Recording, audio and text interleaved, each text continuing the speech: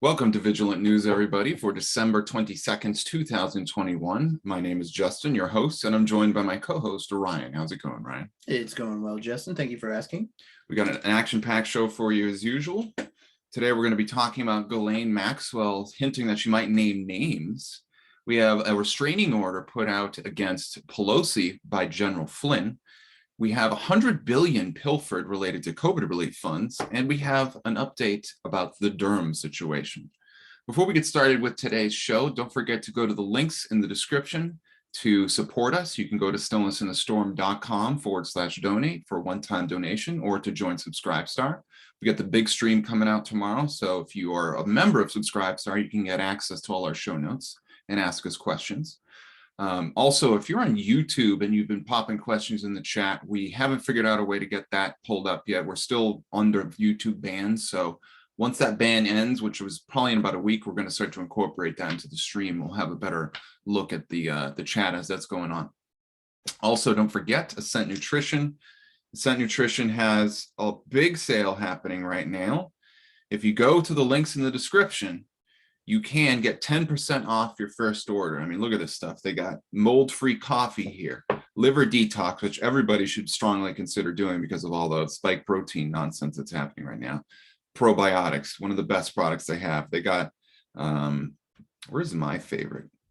Let's see, they've got so many awesome things in here. Might not find nootropic focus. This stuff is amazing. If you've got, problems concentrating, thinking, low energy, this stuff is great. And it's only $30. I'm personally a fan of the Majestic Mushroom Blend. Yeah, Majestic Mushroom's good also. And then of course the pine pollen, raw pine pollen. Stuff is amazing. We've been taking it. Definitely check it out. All right. And with that, Ryan, let's get into our first story today. Well, it is technically the third day of deliberations in the Ghislaine Maxwell trial. There was a lot of people anticipating a verdict today, but it was not reached. So until the jury reaches a decision, the media is going to remain kind of in the dark. It'll probably, almost definitely going to be not until after Christmas sometime. There will be maybe minor details coming out.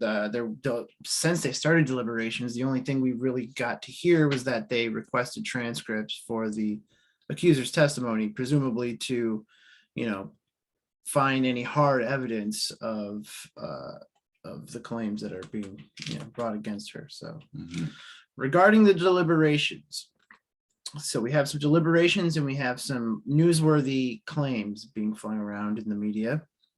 But regarding the deliberations, the jury has so far sent several notes to U.S. District Judge Allison Nathan, former Obama assistant and just general Democratic establishment judge.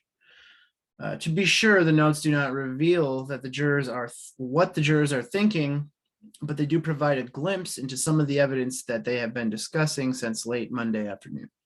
Mostly, they seem to be poring over the transcripts of the accuser's testimonies. On Tuesday, the jurors asked Nathan for details about the testimony of Caroline, the first name of a woman who said that the late financier Jeffrey Epstein, Maxwell's employer and ex-boyfriend, began abusing her when she was 14. I think that's probably the most damning little bit of information that they're going to have in this whole trial. I mean, as I've been saying, for like the last 2 weeks, neither the prosecution nor the defense seem to be taking this case particularly seriously. Neither of them have done a great job. Yeah. It seems like it's maybe this, like there's a lot of people out there speculating that this whole thing was kind of just a production, to placate people. And when watching this prosecution and this defense kind of like slip up and pretty much do a sloppy job, kind of lends some sort of credence to that, but who knows, maybe it's just incompetence. So judging from the coverage we've done so far, it's hard to gauge whether or not there is enough actual hard evidence to make any charges stick. The most damning bit of information was the testimony of the accuser going by the pseudonym Jane, who claimed that Maxwell groped her bare breasts when she was just 14 years old. That is an actual crime, but at this point, it's a your word against mine kind of deal. The scenario doesn't typically hold up too well in the court of law, so we'll just have to see what happens. It's kind of up to the jury and the judge at this point. Now, regarding newsworthy hearsay, I would like to reiterate that this is all just hearsay and claims, but dozens and dozens of moderately large outlets have been reporting on it, so it is worth mentioning. Particularly the Gateway Pundit is where I saw it, but it's basically a piece claiming that a verdict is highly likely to be reached on Wednesday, which that part was not true. The interesting part about the piece was that a legal source connected with the case claims that if Maxwell is found guilty of her charges, she plans to start naming names in order to try to secure a lesser sentence. What names she's, what kind of names she's talking about mentioning, she's going to give a couple handful away for a later sentence, who knows? Maybe even that is part of the placation that this whole thing is supposed to produce. But really, that's just all speculation. So they aren't the only ones publishing this alleged insider's claims. Dozens of outlets have followed suit. She's been charged with 6 felony counts related to child sex trafficking and faces a maximum of 70 years and a potential suicide in a jail cell if convicted. Up until now, Maxwell has remained silent and denied all involvement in Epstein's crimes. She wouldn't testify in her own trial, which is probably a wise decision. But what we're trying to determine is this prospect of finally facing the music and seeing accountability, is she going to be able to tell the truth, or is this like a veiled, if I go down, you're all coming with me kind of a thing? Or is it all just, a placation production, which seems like it could very well be. It'll be very interesting to see what the jury decides, regardless, no matter which way it goes. For our part at Vigilant News, we would urge our readers to expect a lackluster outcome. That way you're not disappointed when it happens. But, no matter which way the deliberations go, it's going to be interesting. If you're expecting mass arrests and explosive revelations, you're likely setting yourself up for disappointment. But, God and or the universe work in mysterious ways. No one knows what's going to happen, arguably. And we should never close ourselves off to the possibilities. When it comes to hearsay and speculation, we're advocates of putting these ideas in a for consideration pile instead of I'm going to run with this as if it's 100% fact pile. So, of course, it's up to you to use your own discernment. We'll be issuing updates once a verdict has been reached. And as far as we know, I think deliberations have been put off until after Christmas, and they'll resume on next Tuesday. Next Tuesday, right? Yeah. And that's all I got for this one. It would definitely be an interesting data point if the Ghislaine Maxwell rumor that she's going to name names is true. I'm trying to figure out, is that an attempt by cabal forces to just fan the flames that this might actually be a real trial because she's actually feeling nervous? Is it an attempt by the alliance to intimidate cabal members, or potentially the reverse? And there's kind of a lot of different ways that can go, but what names could she name? I'm not sure, but it sounds like she could name pretty high level figures. So it could just be like, well, who do we just not care about anymore? Who's already got enough bad press that we can kind of toss them off to the side? True, maybe yeah. Alex Baldwin, Kevin Spacey, a handful of names, even though there's a whole black book full of, presumably influential celebrities, public figures, etc. So maybe they just toss a couple, people, and then that's it. But Exactly. Or maybe it's legit, and she's just like, let's bring it all down. Yeah, it could be. Who knows to what extent that she's a bought and paid for pawn, how high up she is. If the whistleblowers are to be believed with respect to the way that the cabal works, any benefits you agree to, you also have to agree to potentially being a scapegoat for something if something goes down. So there's always that to consider. I'd say if I was a betting man, I would say that there probably won't be any names named, but I don't know that for sure. So right, yeah, we'll see. All right, great story. We'll keep an eye out for that. We'll report back next Tuesday. And now we're going to go ahead and switch to General Flynn. Yeah, this is interesting. I have some theories about this, but let's see what they actually have to say. Yeah, apparently, the former White House National Security Advisor General Flynn has filed a restraining order to block a subpoena from the House Select Committee that is investigating the incident at the U.S. Capitol on January 6. He argues in his complaint that the subpoena, which would demand information and testimony from Flynn, was issued without legal authority. Interesting. The filing stated that Flynn had no part in organizing, speaking at, or participating in the rallies, protests, or incursions that took place on January 6, 2020. If memory serves, yeah, I don't think he was there or did anything related to January 6. Yeah, I could be wrong, though. The filed complaint named all 9 members of the Select Committee as defendants, as well as Speaker of the House, Nancy Pelosi. General Flynn did not, or I'm quoting right from the thing now, General Flynn did not organize, speak at, or actively participate in any rallies, protests in Washington, D.C. on January 6, 2021. January 6, 2021, is that? Yeah. Yeah, okay, all right. And he, of course, did not participate in the attack on the Capitol that day. XA,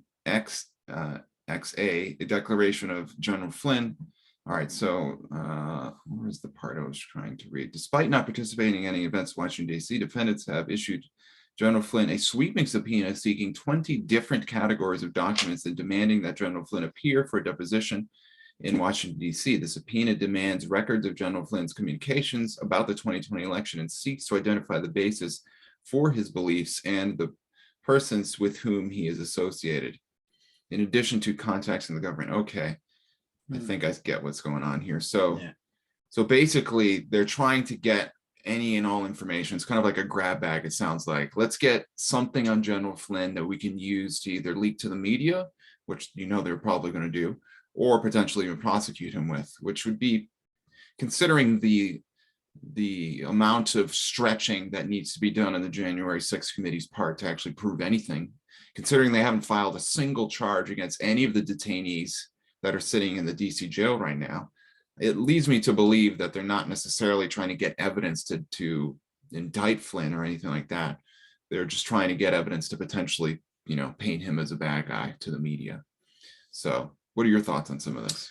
Well, I think that this whole going after Trump, Steve Bannon, who else was it? Alex Jones Right. and Flynn, you know, all separate people, but definitely they're all pigeonholed into the same camp. And I'd say like maybe they're all on the same side, probably hard to say, you know, but it seems like this is an extension of, you know, impeachment 1, impeachment 2. This is like their weapon to go after Trump and basically any of the dissenting, you know, people who actually could do anything, you know, kind of like it's also going to demoralize all of the supporters, you know, if they're like actually, what was it? We were watching something and I heard that they're going to try to indict Trump and that somehow that's going to keep him from running. Like he won't be able to run after that. Yeah, we're watching Tim Pool last night. Yeah, maybe that's the deal. It's hard to say, but it's definitely like this is a politically motivated, you know, attack. It's Right. not like something that demands taxpayer money and, you know, stuff to like go after a person who's not president anymore, a guy who's not the director of national security anymore, a big buffoon like Alex Jones that no one takes seriously anyway. You know what I mean? Like it's just like a whole production and way to attack them. Well, if memory serves, the legal basis for a subpoena doesn't have to be too heavy. So some type of judicial body can subpoena almost anybody as long as there's probable cause and there's some kind of connection. The subpoena doesn't have to be proven and validated before it's issued. So they could issue a subpoena on fairly flimsy grounds, and it's essentially a request. Now, the people fight it, say, hey, listen, conditional acceptance. Remember, we talked about that a couple of weeks ago. I'll be happy to appear at your subpoena. However, you need to demonstrate this, this, and this in order for me to do so. And that's kind of what it seems like Mark Meadows and Flynn are doing. So this is actually a really good strategic move, now that I think about it, because what that means is that if there is no basis to subpoena him, and this is all just a witch hunt, and they essentially fight the subpoena and say, well, listen, you got to give us more meat. You got to show us why we even need to appear. If there's no reason and they have to drop everything, then they lose the political count of the whole media shenanigans that they're trying to play in the first place. Talking about Pelosi and the deep state right now.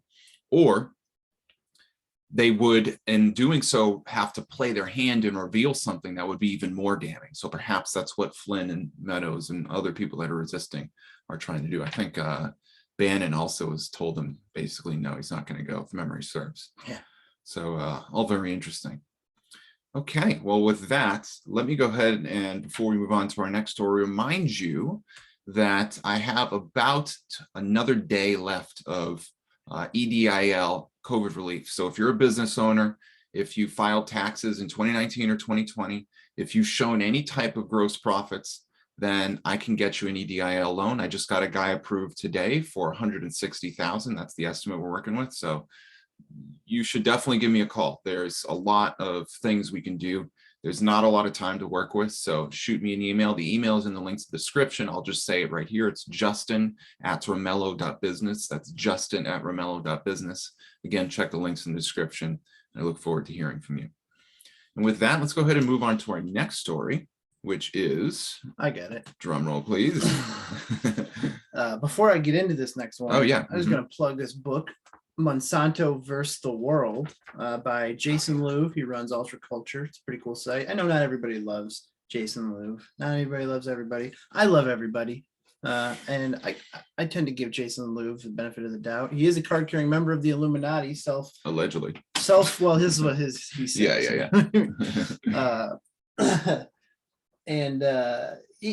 Jason Louv, Monsanto versus the World. It's relevant because of last night's broadcast when we were talking about Bayer, Monsanto, and the 5 hyper hazardous pesticides. So I thought I'd bring that up, give it a quick little plug. It's probably like $3 or $4 online somewhere, but I'm going to put a link to the book inside the description for the video. Oh, you found it? Yeah, Okay. I found it. So was it pretty cheap? I imagine it's pretty yeah, it's cheap. like $3 on Amazon. So it's there dirt you cheap. And if you use the link then we put in the description, we'll get like 50 cents. Look out. Yes. So yeah, go ahead. All right. What else we got? So this next one is about pandemic relief pilfering from people who should be, serving us and not stealing from us. Mhm. So the government has released roughly 3.5 trillion in COVID-19 relief money since the pandemic started in 2020. Of that money, nearly 100 billion has been siphoned away, and this is according to the Secret Service. Wow. The stolen money was diverted from the Small Business Administration's Paycheck Protection Program. That's pretty awful. Economic Injury Disaster Loan Program, pretty shitty. And a third program created to issue unemployment assistance funds, the agency said Tuesday, according to CNBC. So this isn't just some, fly-by-night Yahoo news company. It's a institution like CNBC even admitting to this, which typically they only do if there's no way to get around. Right. The Secret Service, in announcing the arrest and dollar amounts, also said a new National Pandemic Fraud Recovery Coordinator has been appointed to oversee agency investigations. I don't know a whole lot about the Secret Service. I know that good man Dan Bongino was a member, but I don't know too much about the scope of what they handle is. Maybe some of our viewers do. But here comes a quote from this new coordinator, Assistant Special Agent in charge, Roy Dotson. This is what he said to CNBC, quote, "I've been in law enforcement for over 29 years and worked some complex fraud investigations for 20 plus years, and I have never seen anything at this scale." Wow. $100 billion. That's quite a lot to steal from the American people. It sure is. Well, I mean, part of the problem with these programs is that it's not like they do a lot of checking. They have to check a little bit, but the verification is pretty slim. And I know because that's part of what I'm doing right now. That's the whole Romello thing. So it's easy to scam the government if you wanted to, but you shouldn't. Especially if you are the government. Yeah, exactly. I mean, you might be able to get away with a little, but is it really going to be worth it? Probably not. Well, historically, these people probably have gotten away with this kind of stuff, but ever since the last 6 or so years, people so overall, maybe the CIA and the FBI are what you would call corrupt, compromised organizations. But the average Joe who's working there probably thinks they're serving our country. You know what I mean? Some of these people find the systemic corruption in these organizations and they try to bring attention to it and try to do something about it. And it seems like for many decades, people either were just in the dark or just felt like there's nothing they could do. But then when you get a guy like, say, Trump gets elected president and seemingly is going after these people, at least, It gives people, it seems like there's more of a desire to set these wrongs right. Right. Mm-hmm. So this guy, what's his name, Roy Dotson, he also said that the agency still has over 900 active investigations related to pandemic fraud. So Wow. yeah, and when we say the biggest cash grab of all time, we mean it. Mm-hmm. Yeah, and the other part of the problem too is that, for example, ERC, so that's the Employee Retention Credit. That's a IRS tax credit. So if you are a company, you've paid employees, you have W-2 employees, the IRS could give you some portion of the amount of money you paid. So there could be like, depending on if you have how many employees you have, you could have hundreds of thousands of dollars sitting on the table.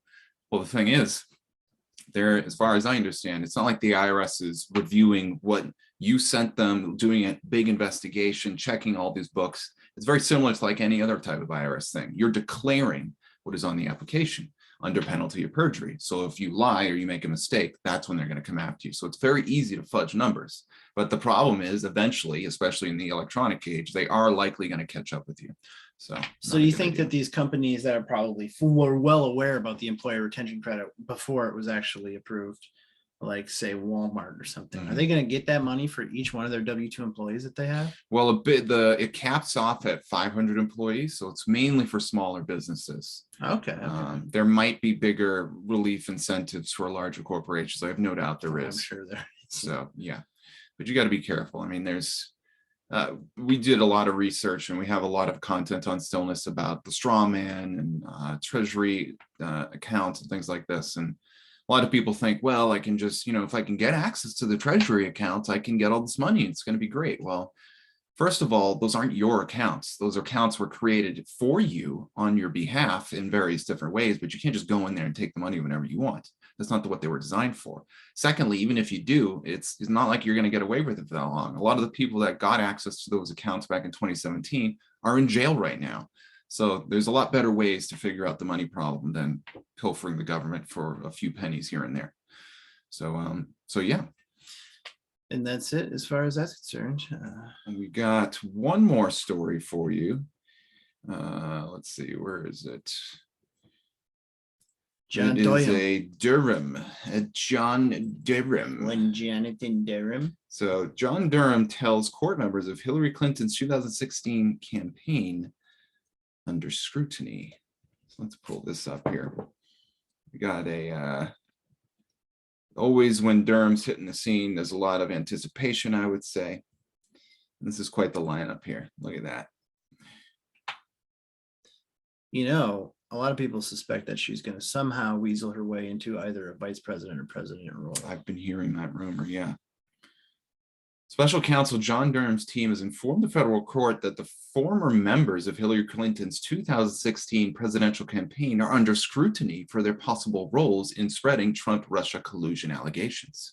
Now, interestingly enough, there is a rumor that Trump might get indicted by the January 6th committee, which would disqualify him for running in 2024. At least that's what we've heard. I haven't confirmed that yet. If that's the case, then the same would be true for Hillary, wouldn't it? What if she gets indicted by Durham beforehand? This is coming from the report. Durham's team requested that a judge inquire into a political conflict of interest connected to the lawyers for British ex-spy Christopher Steele's main anti-Trump dossier source, Igor Danchenko, pointing out that a separate lawyer at the firm is currently representing the 2016 Hillary for America presidential campaign, as well as multiple former employees of that campaign in matters before the special counsel, Newsmax reported.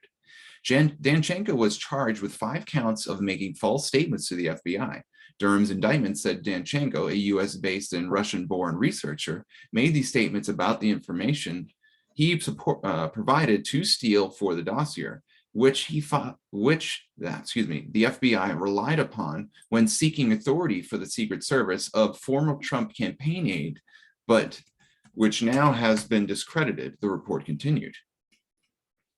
The attorneys who took over the Danchenko lawyers this month told Judge Anthony Taringa of the U.S. District Court for the Eastern District of Virginia that Durham's team was raising questions about Robert Trout, who is of counsel at their firm and previously represented Clinton's campaign members, but insisted there is no conflict of interest, the report continued. Durham's team said that there are 5 topics that may become relevant to Danchenko's defense. So this is what those are. 1, the Clinton campaign knowledge for lack of knowledge concerning the veracity of information in the Steele dossier. So plausible deniability. 2, the Clinton campaign's awareness or lack of awareness of Danchenko's collection methods. 3, meetings or communications between Clinton campaign and Steele about Danchenko.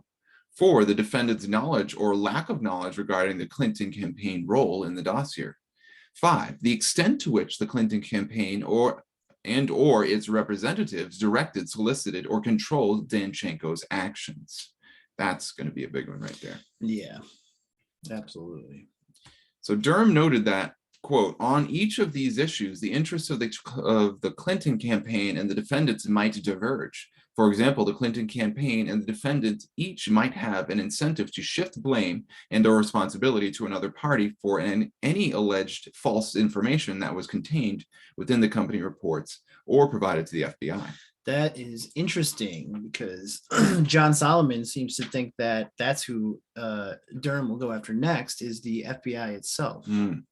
That would be huge. Yeah, huge. So. This is what Solomon explained. In one bucket, there is at least 2 indictments against officials who are connected to Hillary Clinton and their plan to feed the FBI false information about the Russia conspiracies. Solomon said that the other bucket focuses on the FBI, where their agents knowingly misled the FISA court to obtain warrants to spy on members of Trump's 2016 campaign. Solomon also disputes former FBI counterintelligence chief Peter Strzok's statements on MSNBC last week that the FBI never investigated the Trump campaign in 2016, as Durham's investigation into the origins of the Mueller probe makes another indictment.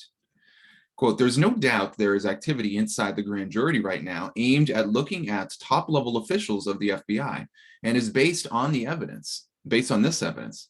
We all look at the fact that Danchenko was interviewed by the FBI on January 17th and disavowed a lot of things that were said to him, he said. So it seems like they're starting to build the foundation for public acceptance of big names being dropped in the future. And this, if it's true, if John Solomon's hunch is correct, that they're going after the FBI, that's a big deal because the FBI has seemingly no oversight anymore.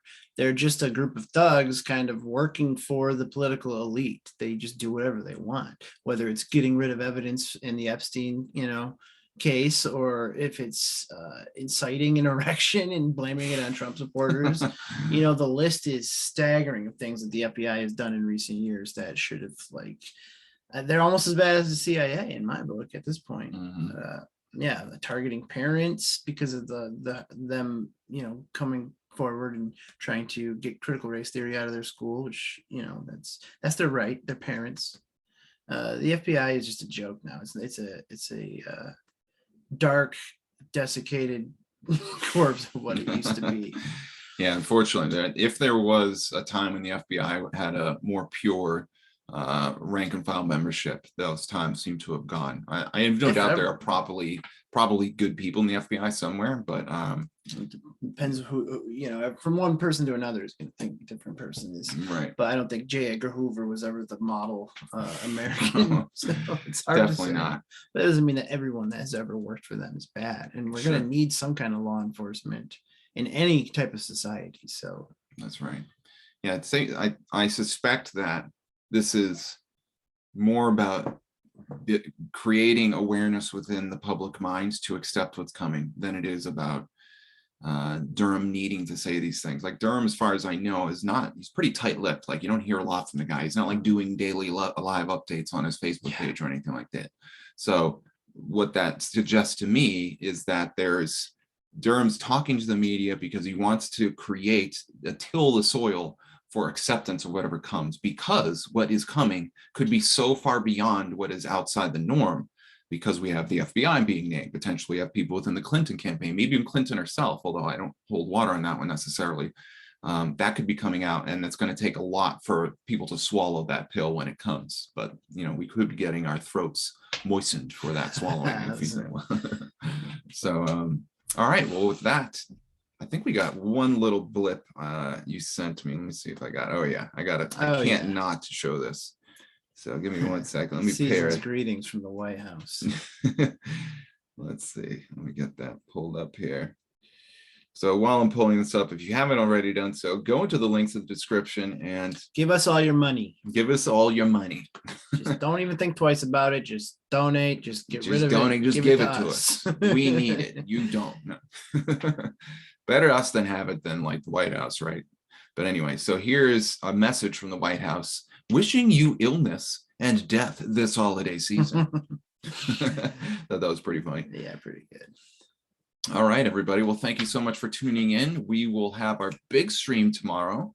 So check that out. It will likely start at 5, although maybe a little earlier, depending on what we get out. So I'm going to send out an email blast. If you aren't already subscribed to the newsletter, go to stillnessinthestorm.com right now. On the sidebar, you can see a newsletter. Sign up for that newsletter. You will get an email directly to your inbox about when we're going to go live tomorrow. I can't believe it's tomorrow already. I know. Right? I am definitely prepared.